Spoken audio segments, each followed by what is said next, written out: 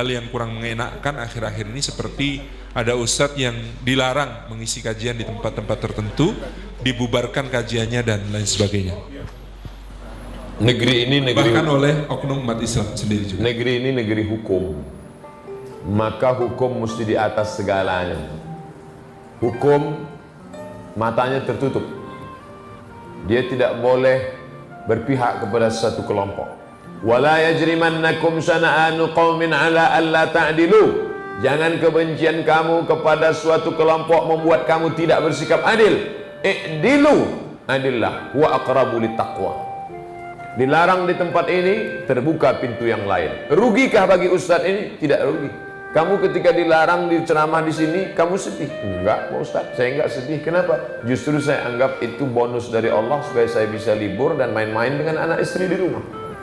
Bagi dia itu tidak, tapi bagi engkau sampai masanya ada kabut gelap. Kabut gelap lalu orang mengatakan, oh kabut gelap, kabut gelap. Orang beriman dia tak sedih. Kenapa? Setelah kabut gelap akan turun hujan yang luar biasa hebat. Air bisa ditampung untuk minum, turun ke bawah menumbuhkan padi tanam-tanaman, dan setelah itu cahaya matahari terang benderang. Maka bagi mereka, sahabat-sahabatku, mereka tak pernah sedih dicekal di sana, dicekal sini. Kenapa? Karena mereka yang menolong agama Allah, pujian tak membuat dia melambung, hinaan tak membuat dia murung. Ala inna awliya Allah, ketahuilah wali-wali Allah yang menolong agama Allah ini, sifat mereka dua, la khaufun alaihim, mereka tak pernah takut, wala hum yahzanun, dan mereka tak pernah bersedih hati. Justru kita buat limpahan gerakan yang luar biasa. Masjid anak muda, masjid anak muda, masjid anak muda. Sekarang orang tidak lagi patuh kepada ormas, tidak lagi patuh kepada tokoh. Kenapa? Karena orang sudah cerdas. Ketika dia lihat masjid ini menjanjikan keramaian, dia ramai. Dia lihat ustadz ini, dia tidak peduli ustadz itu tidak doktor, tidak profesor. Dia tidak peduli ustadz itu bukan ketua ormas. Dia tidak peduli ustadz itu apa. Tapi dia lihat membawakan aspirasi yang baik berdasarkan agama Allah, maka mereka muncul. Maka buatlah gerakan air bah yang besar-besaran, sehingga akan melimpah air ini naik ke darat. Maka sampah-sampah itu akan hilang sendiri. Harapan kita di masa akan datang. Allahu Akbar. Banyak orang khawatir kalau saya ceramah. Kalau saya pergi ceramah, dihadang, gak boleh datang. Untuk apa? Menghadang saya itu untuk apa? Saya tidak mau. Untuk apa? Ketika saya berkata, perjuangkanlah ini dengan tanda tanganmu, perjuangkan kebaikan dengan kekuasaan, disangka orang saya mau mengiklankan diri saya. Enggak mas, saya enggak mau. Saya hanya ingin menjelaskan kepada umat bahwa kalau kau ingin berbuat sesuai dengan apa yang kau bisa. Kalau engkau bisa sebagai guru TK, ya kau didik anak-anak di sana. Jangan sepelekan guru TK. Kenapa Ustaz tahu guru TK itu hebat? Saya diundang ke TK dan tidak ada satu anak TK mau mendengar. Berikut ini kami panggil Al-Mukarram Haji Abdul Somad LCMA, Ustadz yang sedang kondang saat ini, kata gurunya. Anak-anak itu tidak ada satupun yang mendengar. Saya pun naik ke atas, Assalamualaikum warahmatullah. Satu pun gak ada yang menjawab. Bingung saya. Situlah baru saya tahu guru TK itu luar biasa. Akhirnya saya merasa rendah, tidak ada apa-apanya. Akhirnya saya panggil, Ibu Kepala TK, bisa bantu saya? Pucat saya. Bisa Pak Ustadz. Akhirnya ibu itu kecil maju. Apa kata si ibu? Anak-anak, tenang ya. Semua diam.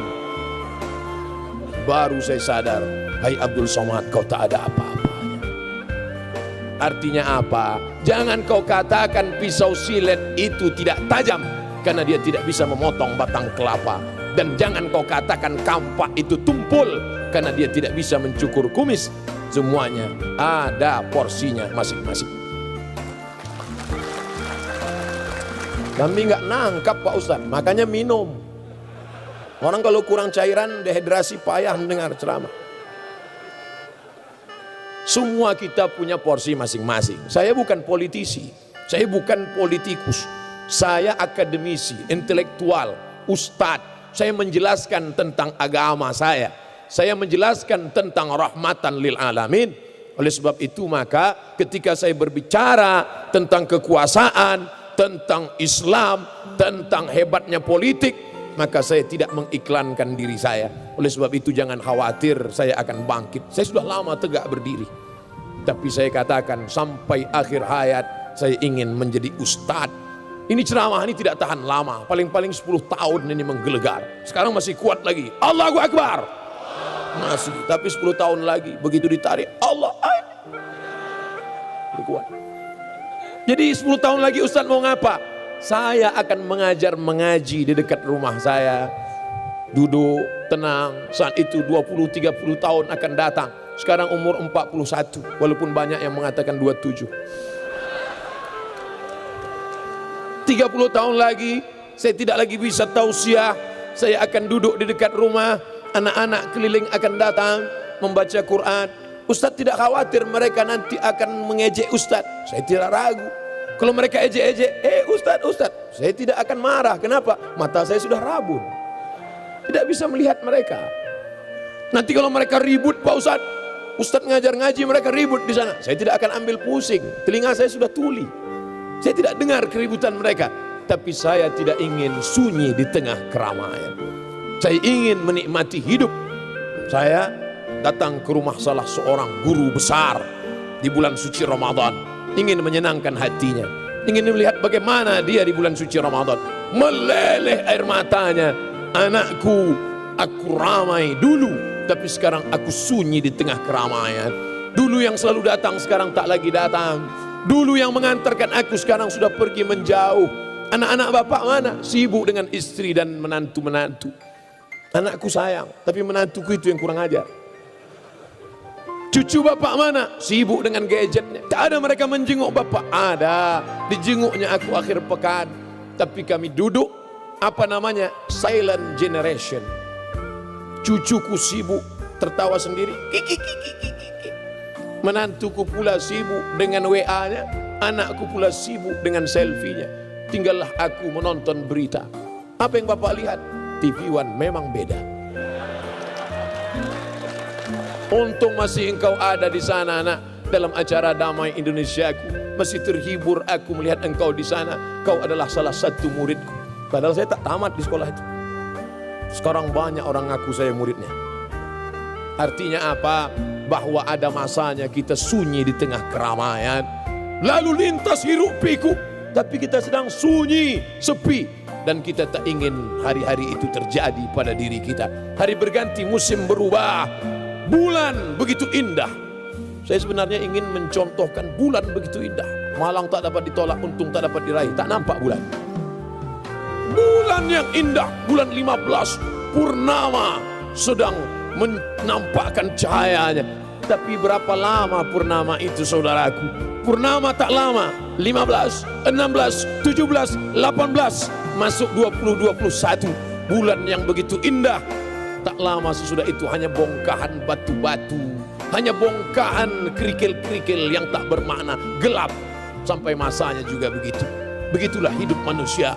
Hebat, tinggi, berkuasa, sampai akhirnya turun, down, hilang, mati. Kalau mati tidak apa-apa, setengah mati. Begitu juga perempuan. Perempuan adalah kuntum. Setelah kuntum dia akan mekar. Setelah mekar dia akan harum mewangi. Setelah itu dia mulai kuncup. Setelah itu dia pun menguning dan mati. Oleh sebab itu maka kita mesti tahu hakikat hidup, bahwa hari ini adalah pengabdian. Semua yang berada di atas pentas ini akan turun ke bawah. Di sana ada tanah, dan ini adalah pentas. Dari atas, dari dalam tanah naik ke atas tanah, dengan lampu yang berkilau, dengan balehu-balehu yang Masya Allah. Kenapa gambar saya tak ada? Rupanya ada. Ada. Kenapa khawatir? Jangan takut, jangan cemas. Saya bisa mengatakan itu karena saya sudah pastikan memang ada di belakang. Masya Allah, tabarakallah. Tapi sampai masanya, semua yang berdiri di pentas ini akan turun. Protokol pertama membuka, setelah itu dia berhenti. Protokol yang pertama membuka, setelah itu dia turun ke bawah. Setelah itu naik ananda kita, qori kita, Masya Allah. Setelah itu tak lama dia pun turun ke bawah. Setelah itu Bapak Ketua naik ke atas dengan pantunnya, dengan tepuk tangan yang nampaknya terlalu dipaksakan. Lalu kemudian mereka pun turun ke bawah. Sampai masanya Ustadz Abdul Somad, dengan limit waktu yang sudah ditetapkan, Abdul Somad hanya 75 menit. Lebih daripada itu, awas. Begitulah agaknya ajal sudah ditetapkan Allah. 75 menit, lebih dari itu habis. Maka Abdul Somad hanya tegak. Setelah itu selesai. Adakah orang yang mau bertahan di sini? Begitu acara selesai, panitia menutup, tiba-tiba tetap bertahan. Bapak enggak pulang? Saya ingin kekal abadi selamanya di sini. Tidak ada. Inilah panggung sandiwara. Inilah panggung. Maka berbuatlah apa yang bisa kau buat di atas. Abdul Somad hanya bisa berceramah dari masjid ke masjid, dari tanah lapang sepak bola ke stadion. Tapi hari ini Masya Allah, di tempat yang terhormat, yang hebat, yang luar biasa, maka kesempatan untuk menyampaikan kebaikan-kebaikan, rahmatan lil alamin, naik dari dalam tanah, naik ke atas tanah. Semua yang hadir di sini, mau Jawa, mau Sunda, mau Batak, mau Melayu, mau Minangkabau, mau Makassar, mau Banjar, semuanya berasal dari Adam. Kalau ada yang merasa tidak dari Adam, tolong angkat tangan. Dari Adam alaihissalam sampai Adam Smith, semuanya berasal dari Adam. Dan Adam dari tanah. Dari tanah kembali menjadi tanah. Dari debu akan menjadi debu. Ambil debu, letakkan ke tapak tangan, hembus. Itulah engkau. Makanya kalau ada kawanmu yang sombong, atasanmu yang angkuh, ambil debu, hembuskan ke wajahnya.